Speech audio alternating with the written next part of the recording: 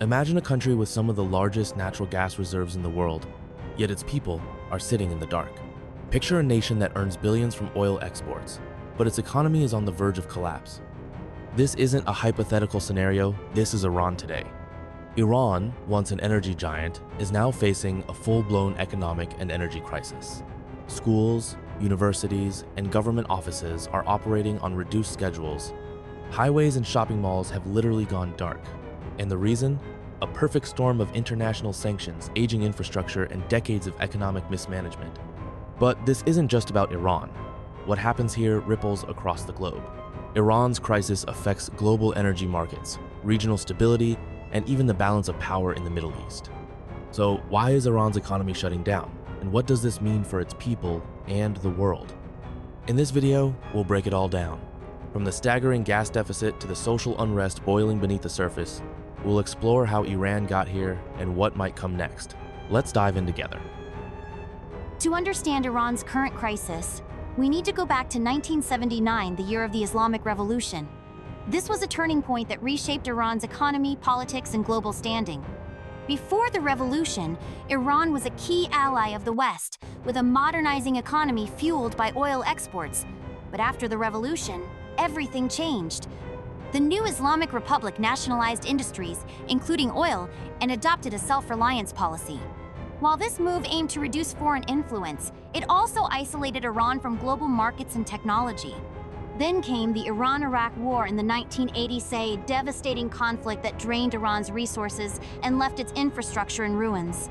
But the real game changer has been international sanctions. For decades, the US and its allies have imposed sanctions on Iran, targeting its oil exports, banking system, and access to foreign technology. These sanctions have crippled Iran's ability to modernize its energy sector and diversify its economy. And here's the kicker. Iran's economy is heavily dependent on oil and gas. These resources account for over 80% of its export revenue. But with aging infrastructure and limited access to modern technology, Iran struggles to extract and export these resources efficiently. It's like sitting on a gold mine but lacking the tools to dig.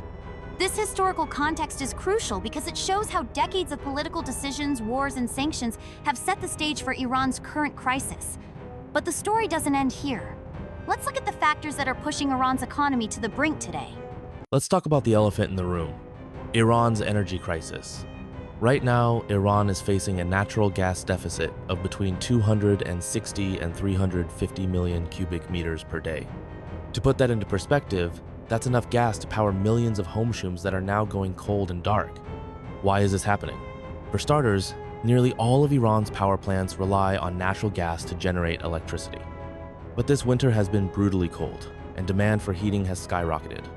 To keep homes warm, the government made a tough choice: shut down over a dozen power plants. The result? Electricity rationing and rolling blackouts. The impact on daily life has been severe. Schools and universities have reduced their hours. Banks and government offices are operating on limited schedules. Even shopping malls and highways have been plunged into darkness. Imagine trying to run a business, study for exams, or simply cook dinner when the power could go out at any moment. But it's not just about inconvenience. This crisis is exposing deeper cracks in Iran's energy infrastructure. Decades of underinvestment, combined with international sanctions, have left the country ill-equipped to handle even basic energy demands. And as we'll see next, this is just one piece of a much larger economic puzzle. Iran's economic crisis isn't just about energy, it's a perfect storm of external pressures and internal failures. Let's break it down. First, there are the international sanctions. For years, the US and its allies have targeted Iran's oil exports, banking system, and access to foreign technology. These sanctions have cut off Iran from global markets, making it nearly impossible to modernize its infrastructure or attract foreign investment. Imagine trying to fix a car without the right tools. That's Iran's economy right now. Then there's the issue of infrastructure. Much of Iran's energy grid, pipelines, and industrial facilities are decades old and in desperate need of upgrades. But without access to modern technology or sufficient funding, the country is stuck in a cycle of inefficiency. For example, Iran shares the world's largest natural gas field with Qatar. But while Qatar thrives, Iran struggles to extract and utilize its share due to outdated equipment. But perhaps the most shocking factor is Iran's energy subsidies. In 2022, The government spent a staggering $163 billion, 27% of its GDP, on subsidizing oil and gas for its citizens. That's more than any other country in the world. While this keeps energy prices artificially low, it's also a massive drain on the economy. And when the government tried to reduce these subsidies in 2019, it sparked nationwide protests. These three-factor sanctions, outdated infrastructure, and unsustainable subsidies are pushing Iran's economy to the brink. But the consequences go beyond economics. Let's explore how this crisis is fueling social unrest and political instability. When an economy falters, the first cracks often appear in society. And in Iran, those cracks are widening into chasms. Let's start with the protests. In 2019, the government's attempt to cut energy subsidies sparked nationwide unrest. Overnight, fuel prices skyrocketed, inflation surged, and people took to the streets. But this wasn't just about economics, it was a boiling over of decades of frustration. Protesters torched government buildings, chanted against the regime, and even called for an end to the Islamic Republic itself. It was the largest wave of protests since the 1979 revolution, and it left hundreds dead and thousands detained. This social unrest is a direct threat to the regime's stability. For years, the government has relied on a mix of repression and subsidies to maintain control. But with the economy in freefall, that strategy is becoming unsustainable. The legitimacy of the government is eroding, and trust in the system is at an all-time low. And then there's the geopolitical tension. Iran's conflict with Israel and the US is escalating. In 2024, Israeli airstrikes damaged 2 of Iran's gas pipelines, worsening the energy crisis.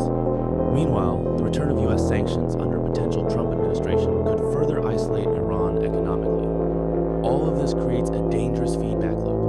Economic hardship fuels social unrest, which weakens the government, which in turn struggles to address the economic crisis. It's a vicious cycle with no easy way out. So, what's next for Iran? Let's explore the possible scenarios in the final section. So, where does Iran go from here? The future is uncertain, but there are a few possible scenarios. Let's explore them. First, there's the possibility of economic collapse. If the energy crisis deepens and inflation continues to spiral, Iran could face a complete breakdown of its economy. This would lead to even more social unrest, potentially triggering a revolution or a violent crackdown by the regime. Alternatively, Iran could attempt economic reforms. This would mean cutting subsidies, modernizing infrastructure, and seeking foreign investment. But reforms come with risks. As we saw in 2019, reducing subsidies can spark widespread protests. And with the current regime's focus on maintaining control, meaningful reforms seem unlikely. Then there's the path of greater repression. The government could double down on its authoritarian tactics, using force to suppress dissent and maintain order. While this might stabilize the situation in the short term, it would only delay the inevitable and likely make the eventual collapse even more severe. The role of the international community is also crucial. If sanctions are lifted, Iran could access the technology and investment it needs to rebuild its economy. But if sanctions remain or tighten, the pressure on Iran will only grow. Finally, let's not forget the regional impact. Iran's crisis could shift the balance of power in the Middle East. A weakened Iran might reduce its support for proxy groups like Hezbollah and the Houthis, creating opportunities for rivals like Saudi Arabia and Israel. But it could also lead to greater instability as regional players vie for influence in a power vacuum. In the end, Iran's future depends on a complex interplay of internal and external factors. One thing is clear: the stakes are high, not just for Iran, but for the entire region. Let's recap what we've learned. Iran's economy is in crisis, fueled by decades of mismanagement, international sanctions, and an over-reliance on oil and gas. The energy deficit has left millions in the dark, while inflation and unemployment are pushing people to the brink. Social unrest is simmering, and the government's legitimacy is eroding. But the big question remains: is Iran on the verge of a revolution? The signs are certainly there. Protests are growing, the economy is collapsing, and the regime is struggling to maintain control. Yet revolutions are unpredictable. They require not just widespread anger, but also a spark, a moment that unites people and galvanizes action. What's clear is that Iran is at a crossroads. The choices made by its leaders, its people, and the international community will shape its future and the future of the Middle East. Will Iran collapse under the weight of its crises? Will it reform and rebuild? Or will it descend into greater repression? One thing is certain: the world is watching. And as we've seen time and again, when a nation as significant as Iran faces upheaval, the ripple effects are felt far beyond its borders. Thanks for watching this deep dive into Iran's economic crisis. If you found this video informative, don't forget to like, share, and subscribe for more content on global geopolitics. And let us know in the comments, do you think Iran is heading toward a revolution?